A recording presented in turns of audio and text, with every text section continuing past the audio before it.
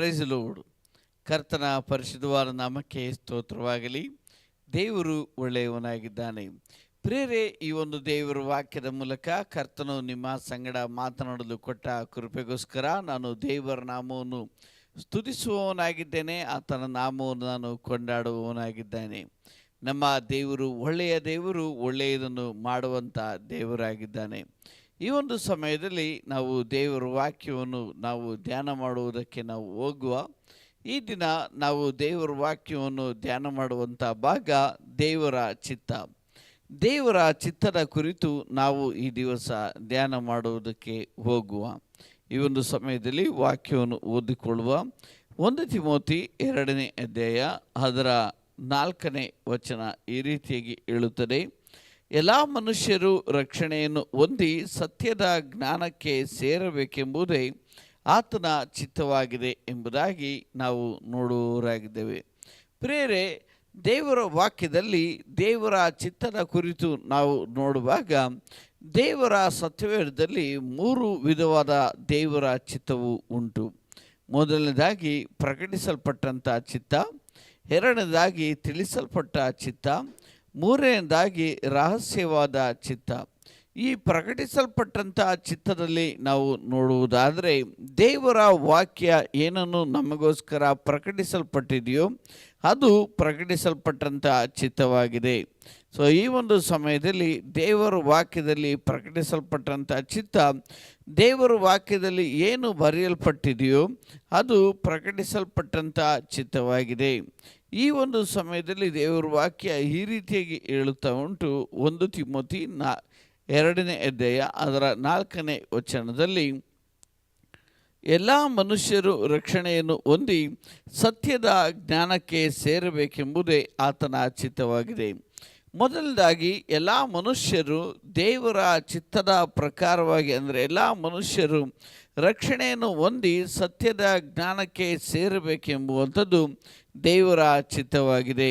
ಎಲ್ಲ ಮನುಷ್ಯರು ರಕ್ಷಣೆಯನ್ನು ಹೊಂದಿ ದೇವರ ಸತ್ಯದ ಪರಿಜ್ಞಾನಕ್ಕೆ ಬರಬೇಕೆಂಬುವಂಥದ್ದು ದೇವರ ಚಿತ್ತವಾಗಿದೆ ಎಂಬುದಾಗಿ ಇಲ್ಲಿ ಸತ್ಯವೇದದಲ್ಲಿ ನಾವು ನೋಡುವವರಾಗಿದ್ದೇವೆ.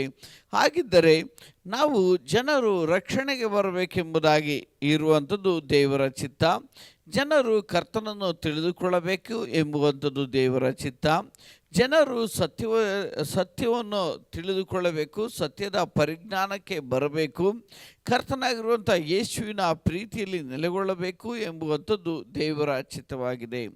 ಈ ದೇವರ ಚಿತ್ತ ಜನರ ರಕ್ಷಣೆಗೆ ಬರಬೇಕೆಂಬುದಾಗಿ ಇರುವಾಗ ನಾವು ಏನನ್ನು ಮಾಡಬೇಕು ಎಂಬುದಾಗಿ ನೋಡೋದಾದರೆ ಇಲ್ಲಿ 2ನೇ ಅಧ್ಯಾಯದ 1ನೇ ವಚನವನ್ನು ನಾವು ಓದಿಕೊಳ್ಳುವ. ಎಲ್ಲದಕ್ಕಿಂತ ಮೊದಲು ಮನುಷ್ಯರೆಲ್ಲರಿಗೋಸ್ಕರ ದೇವರಿಗೆ ವಿಜ್ಞಾಪನೆಗಳನ್ನು, ಪ್ರಾರ್ಥನೆಗಳನ್ನು, ಮನವಿಗಳನ್ನು, ಕೃತಜ್ಞತಾ ಸ್ತುತಿಗಳನ್ನು ಮಾಡಬೇಕೆಂದು ಬೋಧಿಸುತ್ತೇನೆ. ನಮಗೆ ಸುಖ ಸಮಾಧಾನಗಳು ಉಂಟಾಗಿ ನಾವು ಪೂರ್ಣ ಭಕ್ತಿಯಿಂದಲೂ ಗೌರವದಿಂದಲೂ ಕಾಲಕ್ಷೇಪ ಮಾಡುವಂತೆ ಅರಸುಗಳಿಗಾಗಿಯೂ ಎಲ್ಲ ಅಧಿಕಾರಿಗಳಿಗಾಗಿಯೂ ವಿಜ್ಞಾಪನೆಗಳನ್ನು ಮಾಡಬೇಕು. ಹಾಗೆ ಮಾಡುವುದು ನಮ್ಮ ರಕ್ಷಕನಾದ ದೇವರ ಸನ್ನಿಧಿಯಲ್ಲಿ ಮೆಚ್ಚುಗೆಯಾಗಿಯೂ ಯೋಗ್ಯವಾಗಿಯೂ ಅದೇ. ಎಲ್ಲ ಮನುಷ್ಯರು ರಕ್ಷಣೆಯನ್ನು ಹೊಂದಿ ಸತ್ಯದ ಜ್ಞಾನಕ್ಕೆ ಸೇರಬೇಕೆಂಬುದೇ ಆತನ ಚಿತ್ತವಾಗಿದೆ ಎಂಬುದಾಗಿ ಸತ್ಯವೇದದಲ್ಲಿ ನಾವು ನೋಡುವವರಾಗಿದ್ದೇವೆ. ಈ ಒಂದು ವಾಕ್ಯ ಭಾಗದಲ್ಲಿ ನಾವು ನೋಡುವವರಾಗಿದ್ದೇವೆ. ಪ್ರಾರ್ಥನೆಯನ್ನು ನಾವು ಮಾಡಬೇಕು ಎಂಬುದಾಗಿ ಸತ್ಯವೇದವನ್ನು ನೋಡ್ತೀವಿ. ಜನರಿಗೋಸ್ಕರ ನಾವು ಪ್ರಾರ್ಥನೆ ಮಾಡುವಾಗ ಜನರು ರಕ್ಷಣೆ ಹೊಂದುತ್ತಾರೆ. ಅಧಿಕಾರಿಗಳಿಗೋಸ್ಕರ ನಾವು ಪ್ರಾರ್ಥನೆ ಮಾಡುವಾಗ ಅಧಿಕಾರಿಗಳು ಕರ್ತನ ಪ್ರೀತಿಯಲ್ಲಿ ನೆಲೆಗೊಳ್ಳುತ್ತಾರೆ. ಅಷ್ಟೇ ಅಲ್ಲದೆ ಹೀಗೆ ಮಾಡುವಂಥದ್ದು ದೇವರ ಸನ್ನಿಧಿಯಲ್ಲಿ ಯೋಗ್ಯವಾದುದು ಎಂಬುದಾಗಿ ಉಂಟು. ಅಷ್ಟೇ ಅಲ್ಲದೆ ಇದರ ಮೂಲಕವಾಗಿ ಜನರು ರಕ್ಷಣೆ ಹೊಂದುವಂಥದ್ದು ಇದು ದೇವರ ಚಿತ್ತವಾಗಿದೆ. ಆದ ಕಾರಣ ಪ್ರಿಯ ಸಹೋದರ ಸಹೋದರಿ, ಮೊದಲದಾಗಿ ದೇವರ ಚಿತ್ತ ಎಲ್ಲ ಜನರು ರಕ್ಷಣೆಯನ್ನು ಹೊಂದುವಂಥದ್ದು ಆಗಿದೆ. ಹಾಗಿದ್ದರೆ ಎರಡನೇದಾಗಿ ನಾವು ದೇವರ ವಾಕ್ಯವನ್ನು ನಾವು ನೋಡುವ. ಎರಡನೇದಾಗಿ ದೇವರ ವಾಕ್ಯ ಏನು ಹೇಳುತ್ತದೆ, ಎರಡನೆಯ ಚಿತ್ತ ಯಾವುದು ಎಂಬುದಾಗಿ ನಾವು ನೋಡುವ. 1 ಥೆಸಲೋನಿಕದವರಿಗೆ 5ನೇ ಅಧ್ಯಾಯ ಅದರ 18ನೇ ವಚನ. 1 ಥೆಸಲೋನಿಕದವರಿಗೆ 5ನೇ ಅಧ್ಯಾಯ ಅದರ 18ನೇ ವಚನ. ಅಲ್ಲಿ ವಾಕ್ಯವಾಗ ಈ ರೀತಿಯಾಗಿ ಬರೆಯಲ್ಪಟ್ಟಿದೆ: ಎಲ್ಲದರಲ್ಲಿಯೂ ಕೃತಜ್ಞತಾಸ್ತುತಿ ಮಾಡಿರಿ. ಇದೇ ನಿಮ್ಮ ವಿಷಯವಾಗಿ ಕ್ರಿಸ್ತ ಯೇಸುವಿನಲ್ಲಿ ತೋರಿ ಬಂದ ದೇವರ ಚಿತ್ತ ಎಂಬುದಾಗಿ ಸತ್ಯವೇದದಲ್ಲಿ ನಾವು ನೋಡುವವರಾಗಿದ್ದೇವೆ. ಸತ್ಯವೇದದಲ್ಲಿ ಈ ರೀತಿಯಾಗಿ ದೇವರ ವಾಕ್ಯ ಹೇಳುವಂಥದ್ದಾಗಿದೆ. ಎಲ್ಲ ವಿಷಯಗಳಲ್ಲಿ ನಾವು ದೇವರಿಗೆ ಕೃತಜ್ಞತಾ ಸ್ತುತಿಯನ್ನು ಮಾಡುವಂಥದ್ದು, ದೇವರಿಗೆ ನಾವು ಸ್ತೋತ್ರವನ್ನು ಸಮರ್ಪಣೆ ಮಾಡುವಂಥದ್ದು ದೇವರ ಚಿತ್ತವಾಗಿದೆ. ಕೃತಜ್ಞತಾ ಸ್ತುತಿಯನ್ನು ಮಾಡುತ್ತಾ ಇರುವಾಗ ಅಲ್ಲಿ ದೇವರ ಚಿತ್ತ ನೆರವೇರುವಂಥದ್ದಾಗಿದೆ. ನಾನು ಮತ್ತು ನೀವು ನಮಗೆ ಸಂಭವಿಸುವಂಥ ಎಲ್ಲ ಕಾರ್ಯಗಳಿಗೆ, ಎಲ್ಲ ವಿಷಯಗಳಿಗೆ ನಾವು ದೇವರಿಗೆ ಸ್ತೋತ್ರವನ್ನು ಸಮರ್ಪಣೆ ಮಾಡಬೇಕು. ನಾನು ಮತ್ತು ನೀವು ಎಷ್ಟು ಹೆಚ್ಚಾಗಿ ದೇವರಿಗೆ ಸ್ತೋತ್ರವನ್ನು ಸಲ್ಲಿಸ್ತಾ ಇರ್ತೇವೋ, ದೇವರೇ ನೀನು ಒಳ್ಳೆಯವನು, ಒಳ್ಳೆಯ ಕಾರ್ಯಗಳನ್ನು ಮಾಡುವಾತನು, ನೀನು ಅದ್ಭುತವಾದ ಕಾರ್ಯಗಳನ್ನು ಮಾಡುವಾತನು ಎಂಬುದಾಗಿ ದೇವರಿಗೆ ನಾವು ಸ್ತೋತ್ರವನ್ನು ಸಮರ್ಪಣೆ ಮಾಡುತ್ತೇವೋ, ಅಷ್ಟು ಹೆಚ್ಚಾಗಿ ನಿಮ್ಮ ಜೀವಿತದಲ್ಲಿ ದೇವರು ಅದ್ಭುತಗಳನ್ನು ಮಾಡುವಂಥ ದೇವರು ಆತನಾಗಿದ್ದಾನೆ. ನಾವು ಸತ್ಯವೇದದಲ್ಲಿ ನಾವು ನೋಡೋದಾದರೆ ಎಫೆಸ ಬರೆದ ಪತ್ರಿಕೆ 5ನೇ ಅಧ್ಯಾಯ ಅದರ 19-20ನೇ ವಚನ ಈ ರೀತಿಯಾಗಿ ಹೇಳುತ್ತದೆ. ಎಫೆಸದವರಿಗೆ 5ನೇ ಅಧ್ಯಾಯ ಅದರ 19 ಮತ್ತು 20ನೇ ವಚನ ಈ ರೀತಿಯಾಗಿ ಹೇಳುತ್ತದೆ. ಆದರೆ ಪವಿತ್ರಾತ್ಮ ಭರಿತರಾಗಿದ್ದು ಕೀರ್ತನೆಗಳಿಂದಲೂ ಆತ್ಮ ಸಂಬಂಧವಾದ ಪದಗಳಿಂದಲೂ ಒಬ್ಬರಿಗೊಬ್ಬರು ಮಾತಾಡಿಕೊಳ್ಳುತ್ತಾ ನಿಮ್ಮ ಹೃದಯಗಳಲ್ಲಿ ಕರ್ತನಿಗೆ ಗಾನ ಮಾಡುತ್ತಾ ಕೀರ್ತನೆ ಆಡುತ್ತಾ ಯಾವಾಗಲೂ ಎಲ್ಲ ಕಾರ್ಯಗಳಿಗೋಸ್ಕರ ನಮ್ಮ ಕರ್ತನಾದ ಯೇಸು ಕ್ರಿಸ್ತನ ಹೆಸರಿನಲ್ಲಿ ತಂದೆಯಾದ ದೇವರಿಗೆ ಸ್ತೋತ್ರ ಮಾಡುತ್ತಾ ಎಂಬುದಾಗಿ ದೇವರ ವಾಕ್ಯದಲ್ಲಿ ನಾವು ನೋಡುವವರಾಗಿದ್ದೇವೆ. ನಾವು ನಮ್ಮ ಹೃದಯದಲ್ಲಿ ದೇವರಿಗೆ ಗಾನವನ್ನು ಆಡಬೇಕು. ಹೃದಯದಲ್ಲಿ ಎಲ್ಲ ಸಮಯದಲ್ಲೂ ನಾವು ದೇವರ ನಾಮವನ್ನು ನಾವು ಸ್ತುತಿಸಬೇಕು. ಎಲ್ಲ ಸಮಯದಲ್ಲೂ ನಾವು ಕರ್ತನನ್ನು ಸ್ತುತಿಸಬೇಕು. ಸತ್ಯವೇದದಲ್ಲಿ ನಾವು ನೋಡುತ್ತೇವೆ, ಪೌಲನು ಇಕ್ಕಟ್ಟಿನ ಸಮಯದಲ್ಲಿ ದೇವರಿಗೆ ಸ್ತೋತ್ರವನ್ನು ಸಲ್ಲಿಸಿದನು. ಯೆಹೋಶುವನು ಇಕ್ಕಟ್ಟಿನ ಸಮಯದಲ್ಲಿ ದೇವರನ್ನು ಆತುಕೊಂಡನು. ಮೋಶೆಯು ಇಕ್ಕಟ್ಟಿನ ಸಮಯದಲ್ಲಿ ಕರ್ತನಿಗೆ ವಂದನೆಯನ್ನು ಸಲ್ಲಿಸಿದನು. ದಾನಿಯೇಲನು ತನ್ನ ಇಕ್ಕಟ್ಟಿನ ಸಮಯದಲ್ಲಿ ದೇವರ ನಾಮವನ್ನು ಮಹಿಮೆಪಡಿಸಿದನು. ಅಷ್ಟೇ ಅಲ್ಲದೆ ಹಾಗರಳು ತನ್ನ ಇಕ್ಕಟ್ಟಿನ ಸಮಯದಲ್ಲಿ ದೇವರನ್ನು ದೃಷ್ಟಿಸಿದಳು. ಯಾವಾಗ ಅವರು ತಮ್ಮ ಇಕ್ಕಟ್ಟಿನಲ್ಲಿ, ತಮ್ಮ ಕಷ್ಟಗಳಲ್ಲಿ ದೇವರನ್ನು ಹುಡುಕಿದರು, ಅದು ದೇವರ ಚಿತ್ತವಾಗಿತ್ತು. ಅವರು ದೇವರಿಗೆ ಸ್ತೋತ್ರವನ್ನು ಸಮರ್ಪಣೆ ಮಾಡಿದರು. ಕಷ್ಟದ ಸಮಯದಲ್ಲಿ, ಕುಗ್ಗಿ ಹೋಗುವಂತಹ ಸಮಯದಲ್ಲಿ ಅವರು ಮಾಡಿದ್ದು ತಮ್ಮ ಚಿಂತೆಯನ್ನು, ತಮ್ಮ ಯೋಚನೆಯನ್ನು ಅವರ ಕಷ್ಟದ ಮೇಲೆ ಅವರು ಫೋಕಸ್ ಮಾಡಲಿಲ್ಲ.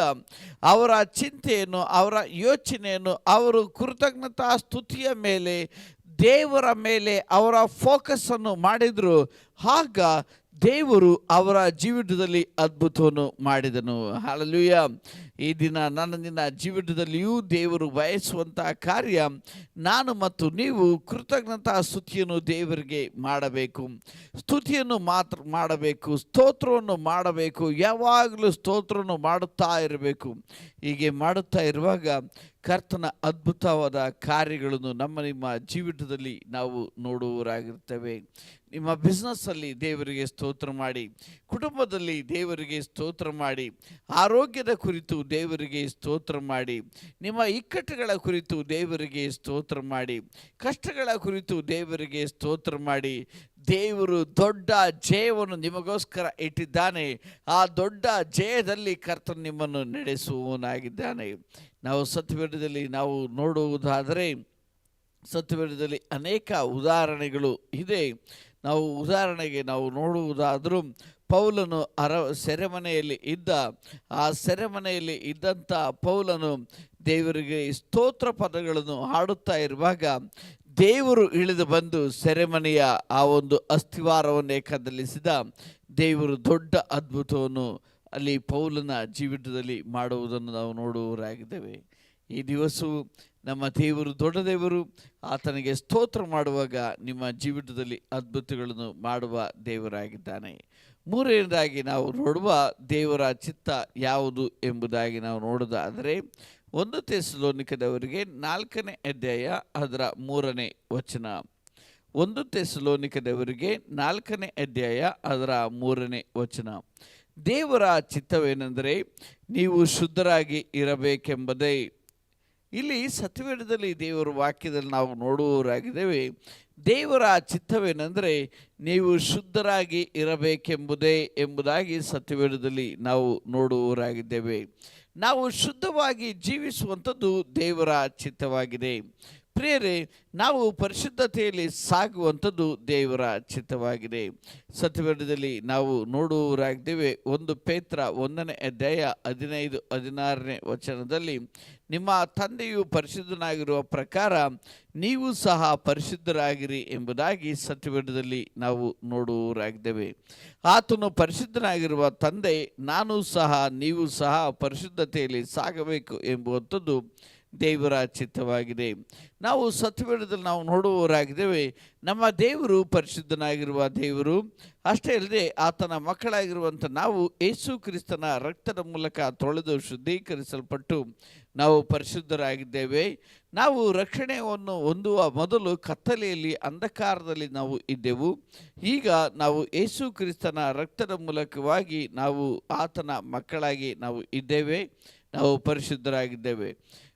ಒಮ್ಮೆ ಪರಿಶುದ್ಧರಾದಂಥ ನಾವು ನಮ್ಮ ಜೀವಿತವನ್ನು ಪರಿಶುದ್ಧತೆಯಲ್ಲಿ ಕೊಂಡೋಗುವಂಥದ್ದು, ಪರಿಶುದ್ಧತೆಯಲ್ಲಿ ನಡೆದು ಹೋಗುವಂಥದ್ದು ಇದು ದೇವರ ಚಿತ್ತವಾಗಿದೆ. ನಾನು ಮತ್ತು ನೀವು ನಮ್ಮ ಜೀವಿತದಲ್ಲಿ ಪರಿಶುದ್ಧತೆಯನ್ನು ಕಾಪಾಡಿಕೊಳ್ಳುತ್ತಾ ಪರಿಶುದ್ಧತೆಯಲ್ಲಿ ಸಾಗುತ್ತಾ ಇರುವಂಥದ್ದು ಅದು ದೇವರ ಚಿತ್ತವಾಗಿದೆ. ನಾವು ಸತ್ಯವೇದದಲ್ಲಿ ನಾವು ನೋಡುವವರಾಗಿದ್ದೇವೆ. ನಮ್ಮ ದೇವರು ಪರಿಶುದ್ಧನಾಗಿರುವ ದೇವರು, ನಾವು ಸಹ ಪರಿಶುದ್ಧತೆಯಲ್ಲಿ ಜೀವಿಸಬೇಕು. ಅಷ್ಟೇ ಅಲ್ಲದೆ ರೋಮಾಪುರದವರಿಗೆ ಬರೆದ ಪತ್ರಿಕೆ 6ನೇ ಅಧ್ಯಾಯ 22ನೇ ವಚನ ಈ ರೀತಿಯಾಗಿ ಹೇಳುತ್ತದೆ. ರೋಮಾಪುರದವರಿಗೆ ಬರೆದ ಪತ್ರಿಕೆ 6ನೇ ಅಧ್ಯಾಯ ಅದರ 22ನೇ ವಚನವನ್ನು ನಾವು ಓದಿಕೊಳ್ಳುವುದಾದರೆ ಇಲ್ಲಿ ಸತ್ಯವೇದ ಈ ರೀತಿಯಾಗಿ ಹೇಳುತ್ತದೆ, ಪಾಪದಿಂದ ಬಿಡುಗಡೆಯನ್ನು ಹೊಂದಿ ದೇವರಿಗೆ ದಾಸರಾದುದರಿಂದ ಪರಿಶುದ್ಧರಾಗುವುದೇ ನಿಮಗೆ ಫಲ ಎಂಬುದಾಗಿ ಸತ್ಯವೇದದಲ್ಲಿ ನಾವು ನೋಡುವವರಾಗಿದ್ದೇವೆ. ಪಾಪದಿಂದ ಬಿಡುಗಡೆ ಹೊಂದಿದಂಥ ನಾವು ತಿರುಗಿ ಪಾಪದ ಜೀವಿತಕ್ಕೆ ಹೋಗದೆ ಪರಿಶುದ್ಧತೆಯಲ್ಲಿ ನಾನು ಮತ್ತು ನೀವು ಜೀವಿಸಬೇಕು ಎಂಬುವಂಥದ್ದು ದೇವರ ಚಿತ್ತ, ದೇವರ ಬಯಕೆಯಾಗಿದೆ. ಪ್ರೇರೆ, ನಾವು ಸತ್ಯವೇದದಲ್ಲಿ ನಾವು ಜೀವಿಸುವವರು, ನಾವು ದೇವರ ವಾಕ್ಯದಲ್ಲಿ ನಾವು ನಂಬಿಕೆಯನ್ನು ಇಟ್ಟವರು, ಕರ್ತನ ಮಕ್ಕಳಾಗಿರುವಂಥ ನಾವು ಪರಲೋಕದ ಬಾಧ್ಯತೆಯನ್ನು ಹೊಂದುವುದಕ್ಕೋಸ್ಕರ ಕರೆಯಲ್ಪಟ್ಟವರು. ನಾನು ನೀನು ಸಾಧಾರಣವಾದ ಜೀವಿತವನ್ನು ಜೀವಿಸುವುದಕ್ಕೋಸ್ಕರ ಕರೆಯಲ್ಪಟ್ಟವರಲ್ಲ. ನಾನು ನೀನು ಮಹಿಮೆಯ ಜೀವಿತವನ್ನು ಮಾಡುವುದಕ್ಕೋಸ್ಕರವಾಗಿ, ಪರಲೋಕ ದೇವರನ್ನು ಕೊಂಡಾಡುವುದಕ್ಕೋಸ್ಕರವಾಗಿ, ರಾಜಾದಿ ರಾಜನನ್ನು ಮಯಪಡಿಸುವುದಕ್ಕೋಸ್ಕರವಾಗಿ, ದೇವಾದಿ ದೇವನನ್ನು ಘನಪಡಿಸುವುದಕ್ಕಾಗಿ ಕರೆಯಲ್ಪಟ್ಟವರು. ಆದ ಕಾರಣ ನನ್ನ ನಿನ್ನ ಜೀವಿತದಲ್ಲಿ ನಾವು ಪರಿಶುದ್ಧತೆಯಲ್ಲಿ ಮುಂದೆ ಸಾಗುವ ಕರ್ತನ ಅದ್ಭುತವಾದಂಥ ಕಾರ್ಯಗಳನ್ನು ನಾವು ಹೊಂದಿಕೊಳ್ಳುವ. ಸೊ ಈ ಒಂದು ರೀತಿಯಲ್ಲಿ 3 ವಿಧದಲ್ಲಿ ನಾವು ದೇವರ ಚಿತ್ತವನ್ನು ನೋಡುವುದಕ್ಕೆ ಸಾಧ್ಯವಾಗುತ್ತದೆ. ಮೊದಲನೇದಾಗಿ ಎಲ್ಲ ಮನುಷ್ಯರು ಸತ್ಯವನ್ನು ತಿಳಿದುಕೊಳ್ಳುವಂಥದ್ದು ದೇವರ ಚಿತ್ತ. ಎರಡನೇದಾಗಿ ಕೃತಜ್ಞತಾಸ್ತುತಿಯನ್ನು ಮಾಡುವಂಥದ್ದು ದೇವರ ಚಿತ್ತ. ಮೂರನೇದಾಗಿ ನಾವು ಪರಿಶುದ್ಧರಾಗಿ ಜೀವಿಸುವಂಥದ್ದು ದೇವರ ಚಿತ್ತವಾಗಿದೆ. ನಾಲ್ಕನೇದಾಗಿ ನಾವು ನೋಡುವುದಾದರೆ, ಹಾಗಿದ್ದರೆ ದೇವರ ಚಿತ್ತದ ಪ್ರಕಾರ ಜೀವಿಸುವವರಿಗೆ ಇರುವಂಥ ಆಶೀರ್ವಾದಗಳು ಏನು? ನಾವು ದೇವರ ಚಿತ್ತದ ಪ್ರಕಾರ ಜೀವಿಸಬೇಕು, ಹೌದು.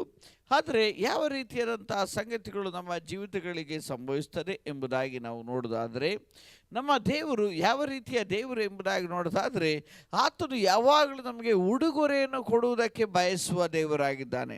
ನಾವು ಆತನ ಹೃದಯವನ್ನು ನಾವು ಸಂತೋಷಪಡಿಸುವಾಗ, ಆತನನ್ನು ನಾವು ಸಂತೋಷಪಡಿಸುವಾಗ ನಮ್ಮ ದೇವರು ನಮಗೆ ಉಡುಗೊರೆಯನ್ನು ಕೊಡುವ ದೇವರಾಗಿದ್ದಾನೆ. ಆತನ ಚಿತ್ತದ ಪ್ರಕಾರವಾಗಿ ನಾನು ಮತ್ತು ನೀವು ಜೀವಿಸುವಂಥ ಸಮಯದಲ್ಲಿ ಆತನು ಮಾಡುವ ಕಾರ್ಯಗಳು ಎಷ್ಟು ಒಳ್ಳೆಯ ಕಾರ್ಯಗಳನ್ನು ಆತನು ಮಾಡುವ ದೇವರಾಗಿದ್ದಾನೆ ಎಂಬುದಾಗಿ ನಾವು ನೋಡೋದಾದರೆ, ಯೋಹಾನನು ಬರೆದ ಸುವಾರ್ತೆ 9ನೇ ಅಧ್ಯಾಯದ ಅದರಲ್ಲಿ ನಾವು ನೋಡುತ್ತೇವೆ 31ನೇ ವಚನ, ಭಕ್ತಿಹೀನರ ಪ್ರಾರ್ಥನೆಯನ್ನು ದೇವರು ಕೇಳುವುದಿಲ್ಲ, ಯಾವನು ಭಕ್ತನಾಗಿದ್ದು ಆತನ ಚಿತ್ತದಂತೆ ನಡೆಯುತ್ತಾನೋ ಅವನ ಪ್ರಾರ್ಥನೆಯನ್ನು ದೇವರು ಕೇಳುತ್ತಾನೆಂದು ಬಲ್ಲೆವು. ಹಲ್ಲೆಲೂಯಾ. ಸೊ ನಾವು ದೇವರ ಚಿತ್ತದ ಪ್ರಕಾರ ನಾವು ಜೀವಿಸುವಂಥ ಸಮಯದಲ್ಲಿ ದೇವರ ವಾಕ್ಯ ಈ ರೀತಿಯಾಗಿ ಹೇಳುತ್ತದೆ, ದೇವರು ನಮ್ಮ ಪ್ರಾರ್ಥನೆಯನ್ನು ಕೇಳುವುದಕ್ಕೆ ಆತನು ಸಿದ್ಧನಾಗಿ ನಿಲ್ಲುವ ದೇವರಾಗಿದ್ದಾನೆ. ಆಮೆನ್. ಸೊ ದೇವರು ನಮ್ಮ ಪ್ರಾರ್ಥನೆಯನ್ನು ಕೇಳುವುದಕ್ಕೆ ಯಾವಾಗಲೂ ಪರಲೋಕದಿಂದ ಆತನು ಲಾಲಿಸುವ ದೇವರಾಗಿದ್ದಾನೆ. ಅಷ್ಟೇ ಅಲ್ಲದೆ ಯಾವ ವ್ಯಕ್ತಿ ಆತನ ಚಿತ್ತದ ಪ್ರಕಾರ ಜೀವಿಸುತ್ತಾರೋ ಅವರನ್ನು ದೇವರು ಭಕ್ತರನ್ನಾಗಿ ಮಾಡುವ ದೇವರಾಗಿದ್ದಾನೆ. ಹಲ್ಲೆಲೂಯಾ. ಸೊ ಪ್ರಿಯರೇ, ನಾನು ಮತ್ತು ನೀವು ದೇವರ ಚಿತ್ತದಲ್ಲಿ ಜೀವಿಸುವಾಗ ನಾವು ಭಕ್ತರಾಗಿ ಬದಲಾಗುತ್ತೇವೆ. ನಾವು ದೇವರು ನಮ್ಮ ಪ್ರಾರ್ಥನೆಯನ್ನು ಕೇಳುವ ದೇವರಾಗಿರ್ತಾನೆ ಮತ್ತು ನಾವು ಭಕ್ತರಾಗಿ ನಾವು ಬದಲಾಗುತ್ತೇವೆ. ಹಲ್ಲೆಲೂಯಾ. ಸೊ ಆದ ಕಾರಣ ನಾವು ದೇವರ ಚಿತ್ತದ ಪ್ರಕಾರ ನಾವು ಜೀವಿಸುವಾಗ ಪರಲೋಕ ನಮಗೆ ಯಾವಾಗಲೂ ತೆರೆದಿರುತ್ತದೆ. ನೀವು ಅಪ್ಪ ತಂದೆಯೇ ಎಂದು ಕೂಗುವಾಗ ಪರಲೋಕ ಮಗನೇ ಎಂಬುದಾಗಿ ನಿಮಗೋಸ್ಕರ ಹೇಳುತ್ತದೆ. ನಾವು ಸತ್ಯವೇದದಲ್ಲಿ ಅಪೊಸ್ತಲರ ಕೃತ್ಯ 10ನೇ ಅಧ್ಯಾಯದ ಅದರ 1 ಮತ್ತು 2ನೇ ವಚನದಲ್ಲಿ ನಾವು ನೋಡೋದಾದರೆ ಅಲ್ಲಿ ಒಬ್ಬ ವ್ಯಕ್ತಿ ಇದ್ದಾನೆ, ಆತನ ಹೆಸರು ಕೊರ್ನೇಲ್ಯ. ಅಲ್ಲಿ ದೇವರ ವಾಕ್ಯ ಈ ರೀತಿ ಹೇಳುತ್ತದೆ, ಅವನು ಭಕ್ತನು, ತನ್ನ ಮನೆಯವರೆಲ್ಲರ ಸಹಿತವಾಗಿ ದೇವರಿಗೆ ಭಯಪಡುವವನು ಆಗಿದ್ದು ಎಂಬುದಾಗಿ ಸತ್ಯವೇದದಲ್ಲಿ ನಾವು ನೋಡುವವರಾಗಿದ್ದೇವೆ. ಅವನು ಭಕ್ತನಾಗಿದ್ದನು, ಅವನು ದಿನನಿತ್ಯವೂ ಪ್ರಾರ್ಥನೆ ಮಾಡುತ್ತಾ ಇದ್ದನು. ದೇವರು ದಿನನಿತ್ಯವೂ ಅವನ ಪ್ರಾರ್ಥನೆಯನ್ನು ಕೇಳುತ್ತಾ ಇದ್ದರು. ಹಲ್ಲೆಲೂಯಾ. ಅವನ ಪ್ರಾರ್ಥನೆ ಪರಲೋಕಕ್ಕೆ ಏರಿ ಹೋಗಿತ್ತು. ಕಾರಣ ಏನೆಂಬುದಾಗಿ ನೋಡೋದಾದರೆ ಅವನು ದೇವರ ಚಿತ್ತದ ಪ್ರಕಾರ ಜೀವಿಸ್ತಿದ್ದ. ಅವನನ್ನು ದೇವರು ಭಕ್ತನಾಗಿ ಮಾಡಿದರು. ಆ ಭಕ್ತನ ಪ್ರಾರ್ಥನೆಯನ್ನು ದೇವರು ಯಾವಾಗಲೂ ಕೇಳುವವರಾಗಿದ್ದರು. ಅವನ ಪ್ರಾರ್ಥನೆಯನ್ನು ದಿನನಿತ್ಯವೂ ದೇವರು ಕೇಳುವ ಕಾರಣ ಒಂದು ದಿನ ಬಂತು, ದೇವರು ಪರಲೋಕದಿಂದ ತನ್ನ ದೂತನನ್ನೇ ಅವನ ಮನೆಗೆ ಕಳಿಸಿದರು. ಇದೇ ದೇವರು ನನ್ನಂದಿನ ದೇವರಾಗಿದ್ದಾನೆ. ಎಷ್ಟು ಒಳ್ಳೆಯ ದೇವರು, ಅದ್ಭುತನಾದ ದೇವರು ನನ್ನಂದಿನ ದೇವರಾಗಿದ್ದಾನೆ. ಆದ ಕಾರಣ ಪ್ರಿಯ ಸಹೋದರ ಸಹೋದರಿ, ಕರ್ತನಲ್ಲಿ ದೃಢವಾಗಿರಿ, ಕರ್ತನಲ್ಲಿ ಸಂತೋಷಿಸಿರಿ, ಕರ್ತನಲ್ಲಿ ಉಲ್ಲಾಸಿಸಿರಿ. ನಮ್ಮ ದೇವರು ಅದ್ಭುತಗಳನ್ನು ಮಾಡುವ ದೇವರು, ನಿಮ್ಮನ್ನು ಆಶೀರ್ವದಿಸಿ ನಡೆಸುವ ದೇವರಾಗಿದ್ದಾನೆ. ಕರ್ತನು ಈ ವಾಕ್ಯದ ಮೂಲಕ ನಿಮ್ಮನ್ನು ಬಲಪಡಿಸಲಿ. ಆಮೆನ್.